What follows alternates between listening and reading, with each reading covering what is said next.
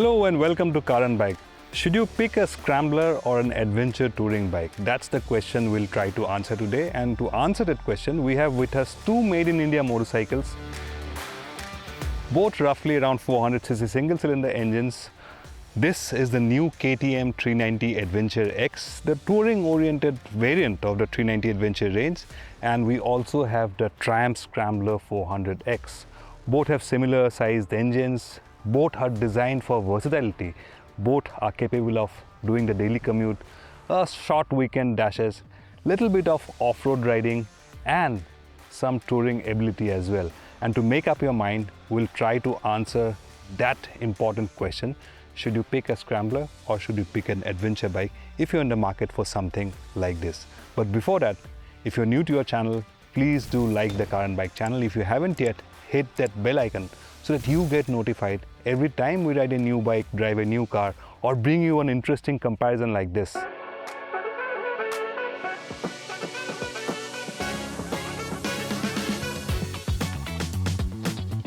So let's talk about the design.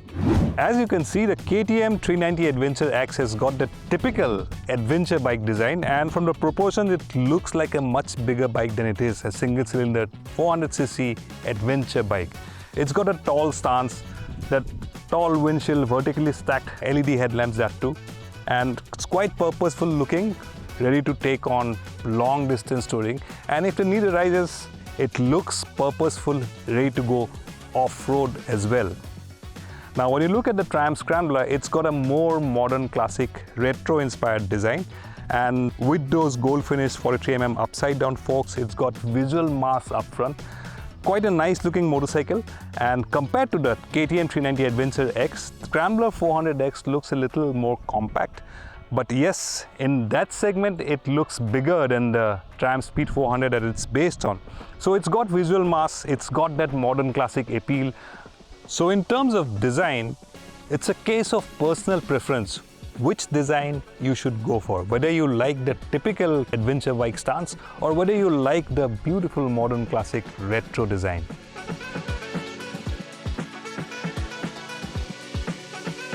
So the KTM 390 Adventure X may look like a tall and imposing motorcycle, but let's look at the ergonomics, the seat height and how it feels to straddle the bike.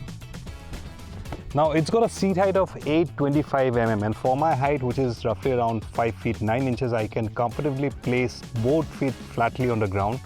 And the riding position is quite nice, quite neutral. You sit upright, you've got great wind protection from that visor, the tall windshield up there.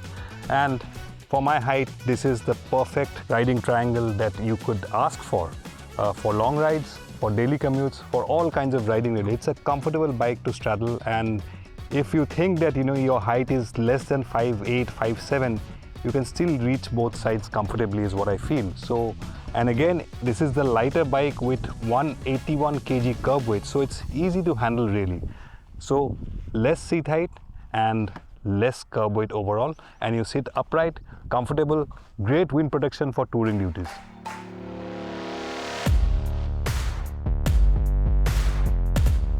Now when you'll be going off-road, you'll need to stand up and ride, and in terms of the stand-up riding position, I feel the handlebar is a little low. You'll have to slightly bend forwards.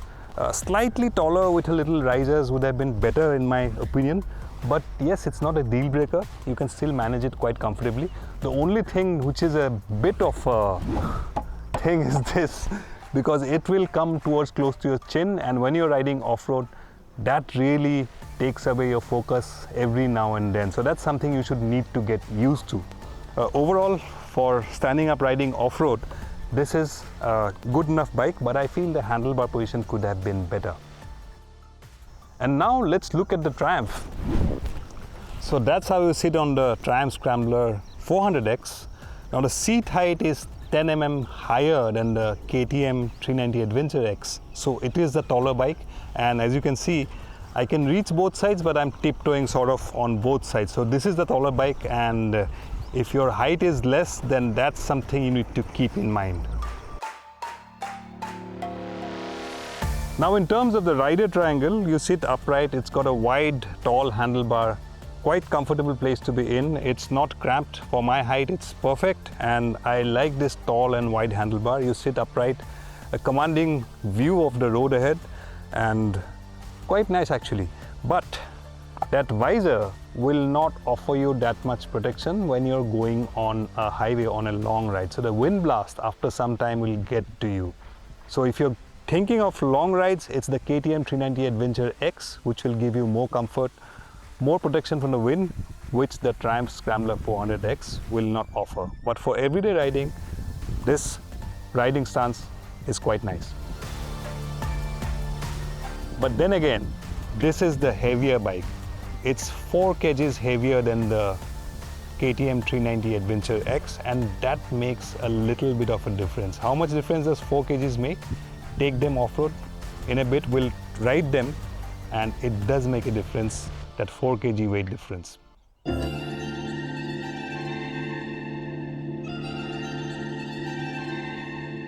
The new KTM 390 Adventure X has now been updated. It is the touring-oriented model, so it gets alloy wheels and non-adjustable suspension. But now it gets the complete electronic suite from the standard 390 Adventure, which includes better electronics with cruise control and even cornering ABS and cornering traction control. With more kit and features, it's also the 390 Adventure X, which is the more expensive bike here. In presence, the Scrambler 400X does not skimp, although it is visually the smaller bike here. The gold anodized upside down forks, the headlight with the mesh grille, handguards and the standard bash plate all come together to give it rugged appeal. The upswept dual-tipped exhaust, retro-style rib seat further add to its modern classic appeal, as does the part analog, part digital instrument console. There is no Bluetooth connectivity however, and in terms of features, the Scrambler 400X just gets dual-channel ABS and of course traction control. It is however the more affordable model. Now let's look at the features that each bike gets. The KTM gets a 5-inch full-color TFT console, which is quite nicely laid out, very easy to toggle through the menus, and the visibility is excellent. Even in the direct sunlight in a hot day like this, you can see everything laid out nicely, and it's visible whether you're riding, whether you're going at high speeds. So all that is there. Now, both these bikes are designed for mild off-road use. So in terms of suspension travel, it's the KTM which takes the upper hand because it's got 200 mm front suspension travel, 205 mm rear suspension travel, while the Scrambler has got limited suspension travel of only 150 mm. Both bikes get a standard bash plate, but on the Triumph, right under the bash plate is your coolant reservoir. So if you're going to do hardcore off-road riding over rocks and stuff, that could be a spot of bother. It gets bashed and your coolant is gone. So that's something. It's not really a hardcore off-road bike, but the KTM, you can do a fair bit of off-road riding. It's got better ground clearance as well. On the road, both bikes have their inherent strengths and their own unique character. The KTM 390 Adventure X offers a plush, comfortable ride which is immediately likable. It sails over all kinds of road imperfections and waves, offering a cushy, plush ride which will come in handy, not just in the city, but more so when you hit the open road. The KTM also has more performance, and that's something which will appeal to some. But on the downside, the KTM's engine also feels buzzy, with prominent vibes felt on the foot pegs. The thing about the 390 Adventure X is that if you're riding very sedately, it feels very tame and mellow. But the moment you cross 5000 RPM is when it wakes up. And that quick shifter, it works really well. Now the mellow nature of the engine, there's a positive side to it. If you're not accustomed to the performance that this bike packs, then this won't scare you, or it won't feel intimidating. This engine is really, really nice. On the flip side, however, you will feel some buzz. 6000 RPM, I'm at 100 now. You will feel some buzz on the pegs. More than the buzz, I think the crash guard of this engine, because of the vibes, has loosened somewhat, so there's a constant noise which is really irritating. Now, single cylinder engines, they will have some buzz, but 6,000, 7,000 RPM, I'm already at 130. This is a true KTM, and that engine's got the lungs, the performance to cover distances. This is quite a nice bike. There's all you need, all the performance in it really. The Triumph Scrambler 400's engine feels comparatively better suited for everyday riding with better low-end grunt. It has some vibes as well, but not as pronounced as the vibes on the KTM. The Scrambler's ride quality is firm but comfortable, and it offers good handling when pushed as well. But its slightly heavier weight is felt, and it isn't as sharp as the Adventure X. From the moment you start off, the Triumph Scrambler 400X feels more urgent. That low-end torque is quite likable. If you're going to be primarily riding within the city, you don't need to change gears too much really. In 6th gear, you can easily cruise at 60, and there's ample pull from there on, which is about 4,000 RPM, goes all the way up. By the time you hit 8,000 RPM, you'll be in very, very illegal speeds, 130, 140. So yeah, this has got the performance, yes. I think between the two bikes, the Scrambler 400 is more suited for city use. You don't need to work the gearbox too much, and it's very relaxed. It's got the pull, which is quite likable. There are vibes, but this is not as vibey as the KTM 390 Adventure X's engine. There are vibes right at the top end, but not extremely vibey also. There will be some vibes in a single cylinder engine, but what's really enjoyable is the torque. Low and mid-range, very likable. Brakes, decent braking power. While it has the pull and roll revs, the Scrambler 400X doesn't have that rush of performance which the KTM has at higher revs. That is the difference. It's when you decide to leave the tarmac behind when the differences become stark. The Scrambler's heavier weight and lack of suspension travel begins to show its limitations when you head to some trails. The Scrambler has decent ground clearance, but not as much as the 390 Adventure X, which has an advantage here. So in off-road capability, it's the KTM which has a definite advantage in all aspects. Over loose gravel, rocks, and in every conceivable off-road environment, the KTM 390 Adventure X has the upper hand. So now time to answer the final question, which one of these two should you pick and why? There is no simple, easy way to answer that question. Both bikes have their inherent strengths. I will put it this way. If you're primarily going to be riding it in the city for commuting, the Triumph Scrambler 400 works all right, no problems whatsoever. That low-end torque, that refinement of the engine in comparison to this will help you enjoy this bike more so in the city. But if you're looking for long rides, a little bit of off-road riding, the KTM 390 Adventure X certainly has an upper hand.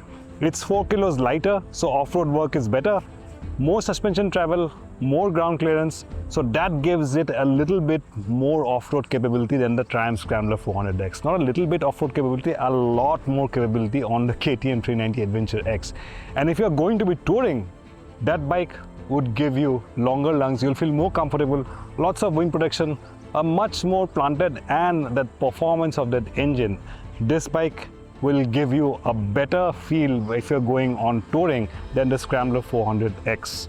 So that's the way it is. Depends on what kind of riding you do and what you will be using these bikes for, the one that you'll pick. It's not that this one is better than this one or the vice versa. Depends on the kind of riding you do, and that's the way it is. For me, the KTM 390 Adventure X, in this comparison, at least for the kind of riding I do, I will pick this over the Scrambler 400X. And if you're considering a motorcycle, an all-round versatile motorcycle at this price segment, you can't discount the Royal Enfield Himalayan as well. But of course, that's a lot heavier than both of these motorcycles, and it's bulkier as well, but it's also got great all-round capabilities. So that should be on your radar as well. If you've liked this comparison review between a Scrambler and an adventure bike, please do consider sharing with anyone who could probably be in a dilemma of whether to go for a Scrambler or an adventure bike at that price point. And please do like the Car and Bike channel, hit that bell icon, and if you ride a motorcycle, please do ride safe. I'll see you in the next one.